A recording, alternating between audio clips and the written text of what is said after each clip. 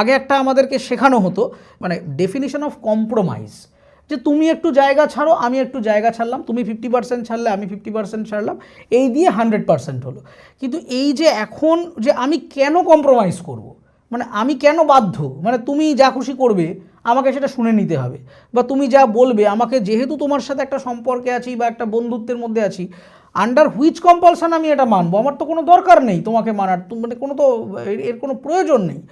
তো এখানে এই যে কনসেপ্ট অফ কম্প্রোমাইজটা যেহেতু বদলে গেছে এবং প্রত্যেকের ইন্ডিভিজুয়াল রাইটটা সম্পর্কে এই নতুন প্রজন্ম অনেক বেশি অ্যাওয়্যার এবং কনসাস, তাই তারা মনে করছে কেবলমাত্র আমি একটা রেজিস্ট্রি ম্যারেজে সই করেছি এবং একটা নোটারিতে সই করেছি মানে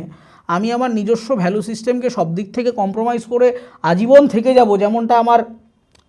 মানে মা বাবা দাদু দিদারা করে গেছেন। হয়তো মা চাকরি করতে চেয়েছিলেন, ছেলে মেয়ে মানুষ করতে হয় বলে করতে পারলেন না, সেটা আজকের দিনের একজন মেয়ে বা ছেলে কেউই রাজি হবে না। এই কম্প্রোমাইজের জায়গাটা তো চাকরির ক্ষেত্রে, কর্মজীবনে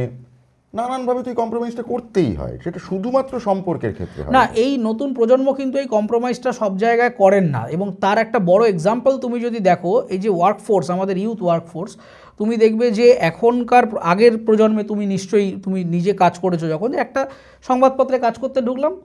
প্রায় 10 বছর ধরে সেখানেই কাজ করছি, করে তারপর সুইচ করলাম প্রমোশনের জন্য। তুমি দেখো যে 6 মাসের বেশি, 6 মাস 1 বছর কনস্ট্যান্ট এরা কোম্পানি চেঞ্জ করে নতুন প্রজন্ম। মানে খুব কম সংখ্যক মানুষ পাবে যে একটা জায়গায় ঢুকে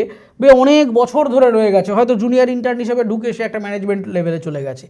এখন দেখা যাচ্ছে এই কোম্পানি সুইকারনে ওয়ার্ক কালচার পছন্দ হচ্ছে না, আমার সাথে ম্যানেজার মানে বেশি গরম নিয়ে কথা বলছে, করবো না মশাই, এই নিন রিজিগনেশন, 15 দিন সার্ভ করলাম বা করলাম না, আপনি কী করবেন বুঝে নিন, আমি চললাম তলপিতল বা গুটিয়ে। তো বিভিন্ন কোম্পানিতে কিন্তু